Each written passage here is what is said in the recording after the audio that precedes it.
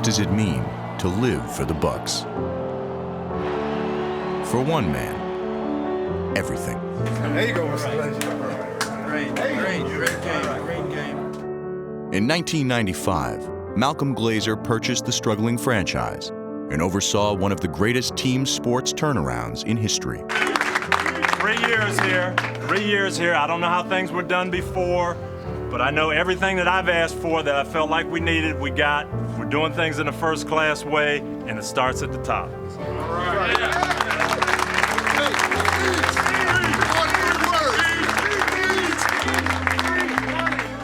We've got the best team in America. We've got from the top down, we've got the best people with the most enthusiasm, and I'm so proud to be a part of this team. 1, 2, 3. But it wasn't just on the field that he had an impact. He founded the Glazer Family Foundation and raised millions of dollars for Tampa Bay's youth. Under Glazer, the Buccaneers flourished. Tampa Bay was no longer a pushover.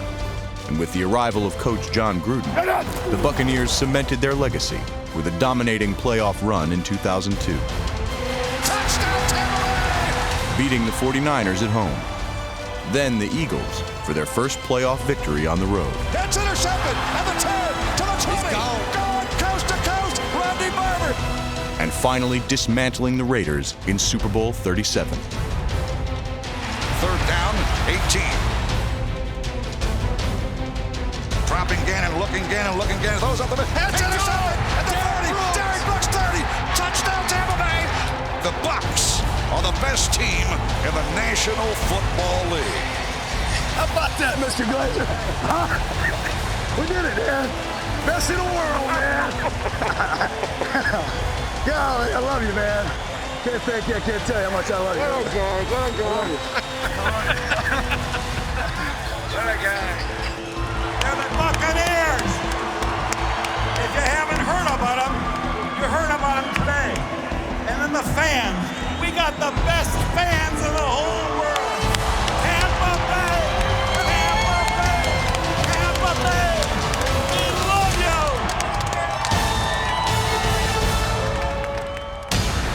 you. The man who brought Tampa Bay its first world championship leaves behind a lasting legacy, one that hopes to ignite the future with a member from the past.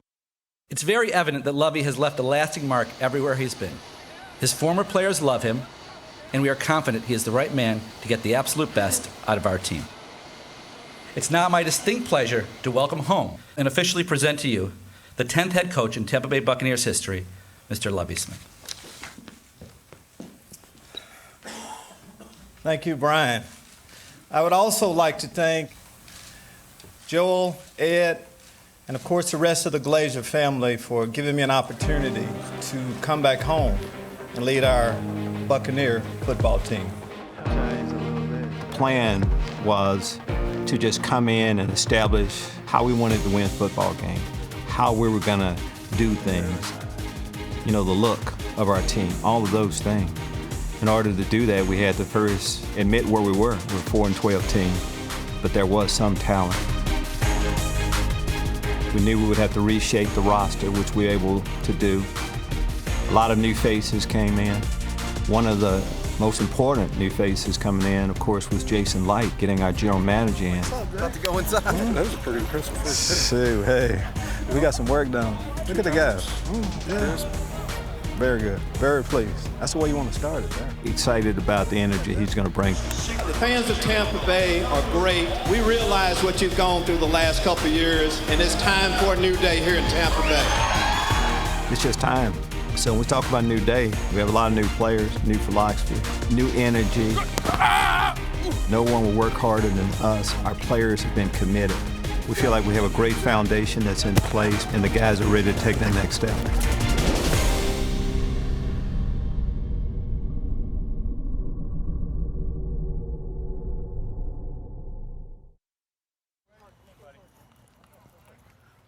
Let's do it, man. Clock's running. Head coach Lovie Smith is off and running. Let him run. Let him run. Let him run. He's got a way about him that you don't want to fail. Protect that ball. You want to make sure that you're giving your best for him. Good job. That'll way to pick it up and run with it right there. That's it.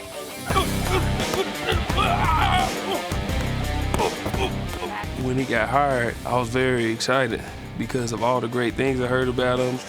The former coach of the year and one of the architects of the famed Tampa 2 defense began his NFL career in Tampa Bay. He's a coach who has won, who knows what it takes to win, who's been to the Super Bowl. So he knows everything that it takes. That's something we haven't had around here since I've been here. Finish!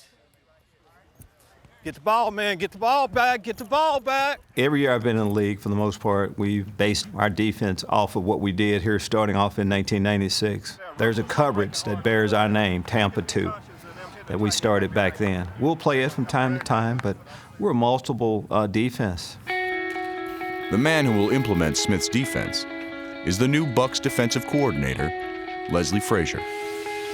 All right, Coach Frazier. Coach Frazier and I have known each other for a long time. Great man off of the football field, a guy you want influencing our young men today. He was brought here because he's an excellent defensive coach. We both believe in the same system, same philosophy on how we play. Leslie should be a head coach in the NFL, and he'll be one again in the future, but we'll benefit during his time away by him leading our troops. All right, Levante, I like the way you think. You get your butt off of here. One troop member who will benefit from Smith's return is all-pro linebacker Levante David.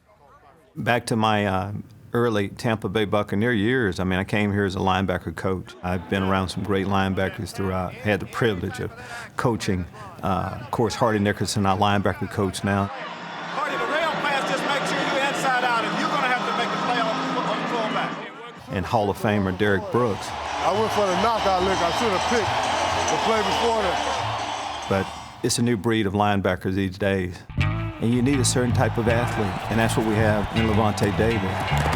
Good skill, good hips, flexibility, can change direction, has a lot of defensive back type skills, and that's what we're looking for. Intercepted. It's picked off by Levante David. I just think he's a complete guy and do whatever you ask a linebacker to do. Is there a better second-year linebacker in the National Football League? He's incredible. I think he's incredible. And the rest of the league, if they don't know by now, I guarantee you by the end of the season, they'll know. We had a blitz call where I'm supposed to hit the B gap and Levante screams into the A gap. Well, I hit the B gap the play before and made the play in the backfield. Gerald McCoy comes up the works, closes the door, and the Dolphins can't get anything. The guy was so concerned about me getting through the B that he left the A open, forgetting that there's a Levante behind me. And as soon as the guy got the ball, he's getting hit. And that's just the type of player Levante is. Incredible. Levante David sacks the running back and records the safety. That's the reason we call him the Flash. There's no play he can't make from any part of the field. He can do it all. He's going to be a huge reason why this team gets back to how the Tampa fans are used to Tampa being, through those glory years. That boy Levante be flying. Ying, ying, ying, ying, ying. Hey, Levante, you real fast, dog. You fast as heck. Gerald McCoy, he's my running mate. We line up together. I get a chance to watch him because he's right in front of me every time. For a guy to be that big, he's athletic. He can move, he can run. Here comes pressure. Here comes pressure. He'll be sacked at the 28-yard line. I still remember the first job when we played Atlanta Falcons. He got the 2 sacks back to back, and they got us off the field, and we needed it. In the field goal range, guys was getting a little gassed, and Gerald just picked up his level of play, and he got 2 sacks back to back, and I was like, dang, that's amazing. Fights through a double team and gets to Matt Ryan. Here comes McCoy. McCoy's got him again at midfield. Again, he's double teamed, and he fights through 2 and gets to Matt Ryan, number 2. My idea of a perfect leader, a good leader, is someone that does it the right way, a leader by example. Instead of telling teammates what you're going to do, is showing them.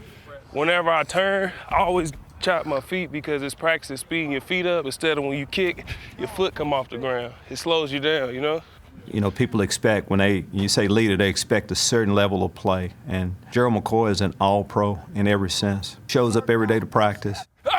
Performs well on the football field, very coachable. We have an excellent defensive line coach in Joe Cullen and Mike Farrer working with him. And he's just taking that coaching and trying to take it to the next level. Joe gave a good look, makes it tough on you. Best thing is we taking coaching, man. Everybody look better since yesterday. It's all we can improve on, man. Just one better than yesterday. Here we go. Here we go. Rushman on 3, 1, 2, 3. With Gerald McCoy as the team's undisputed leader, younger players like safety Mark Barron will certainly benefit. Keep him in front of you. On cover 2, you should always be breaking down at an angle if at all possible, all right? Mark's very talented, man. I don't know if he know how good he can really be. And I guess that's where I come in. I just got to, shine a little light on him for my experiences I had. It didn't take long for Barron to emulate the physical and former All-Pro safety Deshaun Goldson. Doug Baldwin is flattened by Mark Barron. Together, the formidable duo left receivers uneasy. Deshaun Goldson with a big-time play. Promising cornerback Jonathan Banks returns to lend a hand in rebuilding the defense. Intercepted in the end zone, picked off by Jonathan Banks. The rookie out of Mississippi State started from day one. It's intercepted. And didn't disappoint. How about Jonathan Banks, rookie corner with his 3rd interception of his young career. Manning the inside is linebacker Mason Foster, who has a knack for creating turnovers. It's intercepted. And finding the end zone. It's Mason Foster, stays in bounds, looks for a block. He's got the sideline convoy. Look for the Buccaneers' ball-hawking defenders to thrive with the return of Coach Smith and a new and improved Tampa 2 defense. Mason Foster takes it to the house. Hey, guys, great start. You see what it's going to take, man? We have a long ways to go, but again, if you could draw up that perfect way to start, everybody's working hard. No team in NFL has practiced yet. So we're in that early lead right now. We got to be able to maintain that. Fair enough? Yes, sir. Let's bring it together. I mean, we want to score every time we get a chance to. Score, put the ball in the end zone. All right, we're going to go ready and score. Fair enough? Ready. Go! The arrival of general manager Jason Light and head coach Lovie Smith has brought a renewed energy to the offense. Good route. Good route. Together, they've restocked with an influx of offensive weapons. Back in the huddle, man. Back in the huddle. Including bringing in new offensive coordinator Jeff Tedford. Jeff's had a long history of developing quarterbacks in the league. I think he has, over 6 first-rounders. Aaron Rodgers being probably his prize pupil. I wanted to get a guy, that was considered a quarterback guru at the offensive coordinator position. But at the same time, we want to be able to run the football. Hits the hole. He's to the 20, 15 to the 10. Running back Doug Martin looks to regain his Pro Bowl form after battling injuries in 2013. Getting stronger, getting my speed back, and just maintaining my health. So I'm continuing to stretch and eat right and get back out there on the field. For us to be a tough physical football team, we need a running back that can take the ball north and south, run downhill, but at the same time make you miss in the open field. Doug can do all of those things. Backup running back Bobby Rainey returns and will add punch to the run. Bobby Rainey, daylight to the 30. He's loose to the 40. Will somebody catch him? An 80-yard touchdown run by Bobby Rainey. We want to be a physical football team. In order for that to happen, you need to have a physical approach on the offensive side with the running game. We'll do that. I like our line. We have a massive line, and just looking at those guys gives us running backs confidence, as well as a quarterback that they're going to protect and be able to run the ball. You got us. Bone on 3. 1, 2, 3. Bone. Nowadays, we want to score points, and you have to complement that running game with an excellent passing game. Excited about what Vincent Jackson will be able to do in our offensive system.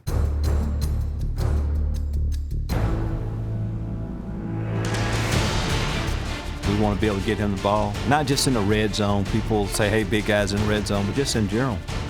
The 6'5" 5" receiver proved too much to handle for smaller defenders, racking up a career-high 78 catches for over 1,200 yards and 7 touchdowns.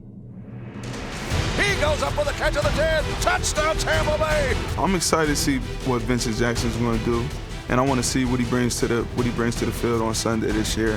He's a big guy. Make him go over the top. Joining Vincent Jackson is tight end Tim Wright, who had a breakout rookie season in which he caught 5 touchdowns. Tampa's big receivers will be joined by a towering draft haul as well.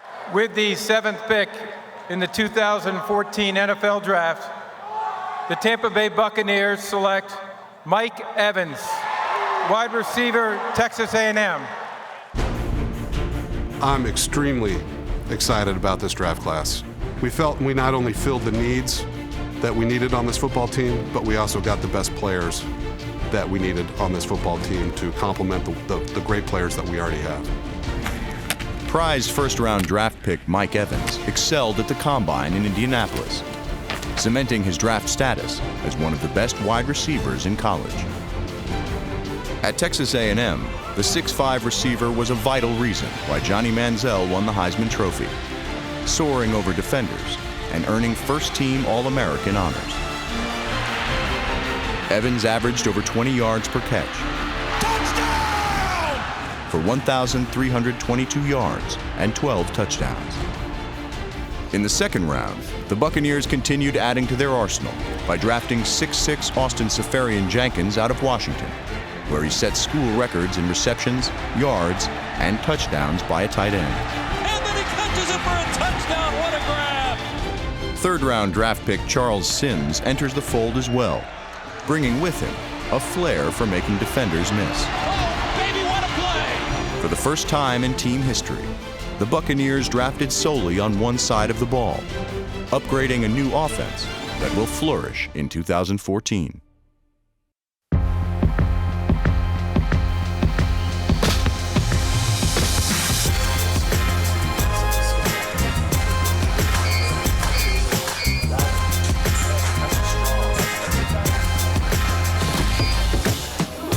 A lot of things have changed, from coaches to rosters to the uniform to the logo. You know, a lot of things have changed right here in Tampa. You're welcome. And the last time that happened, Tampa got on the streak. When the Bucs revealed the new uniforms, over 6,000 fans packed the event, demonstrating the importance of change for Tampa Bay. When that change came, Coach Lovie was a part of that. So he knows exactly what it's like to go through a change like that. We got a long ways to go, huh? I've always, since I've been a Buccaneer, always said I trust the guys upstairs. And Coach Smith called me before free agency hit, and he said, just trust us. You're going to like what we're going to do. And sure enough, man, he brought in so many great guys. Here we go, Mike. I'm excited about all of them because it's going to take every single guy he brought in for us to get to where we want to be, and that's Phoenix at the end of the year. In order to reach Super Bowl 49, Bucs general manager Jason Licht and head coach Lovie Smith made waves in free agency, amassing a horde of talent and putting the rest of the league on notice. We needed to re-energize this franchise with hard-working players, passionate players, players that just love to be here. There were already some in place. It wasn't a total overhaul, but we needed to retool this roster. It's going to be fun to play with Clint McDonald, who played on a great defense at Seattle. He knows what it takes to be a great defense, and even he won the Super Bowl, so he knows what it takes to get there. Michael Johnson, I watched him when he was at Cincinnati, actually. He was a beast. He's bringing a physicality we've needed for a while at the defensive end position. Big body guy who can play the run, very physical run stopper, and he can get to the quarterback. You need a guy on the end who can do everything, and he can do it all. Well, as soon as I found out I was coming down here, I got a text from Jared McCoy. He talked about it. Why not us? Why not each person in here, coaches included, having a career year? And that's what we're starting to work toward right now. It's going to be exciting. Ron, you see what Gil's saying? If you start pinning you, come back. All right. Normally if you have a good front in place, defensive backs like to come. We lost an All-Pro, but to get another All-Pro defensive corner in Alteron Werner, really helped us an awful lot. He's tough. He's a corner that likes to get in the mix. He come in and tackle. He don't have no problem with that. I like stuff like that when you see the corners that come in and stick their nose in there. As a coach, there are some guys that make a lasting impression on you in whatever role you ask him to play at that time. When I was in Chicago, for the most part, Josh was in a backup role, but I got a chance to see his leadership ability, see his talent. He'll never get credit for the athlete that he is. I knew what type of man he was, and I wanted a guy like that leading our football team. I really liked what Mike Lennon did the year before, but as a young football player, I thought we could really strengthen that quarterback position by bringing Josh in, and that's how it's turned out. It's a good relationship.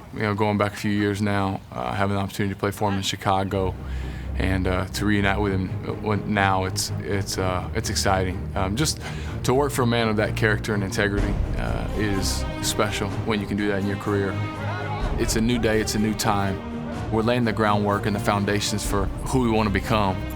Go, man's running. We have high expectations, going into the season, and I like what I see out there on the field and in the study room, and that's going to be exciting. A lot of adversity we went through last year. It kind of bonded us a little tighter, but with some of the guys that came in from the free agency, they clicked well with a lot of guys we already had in here.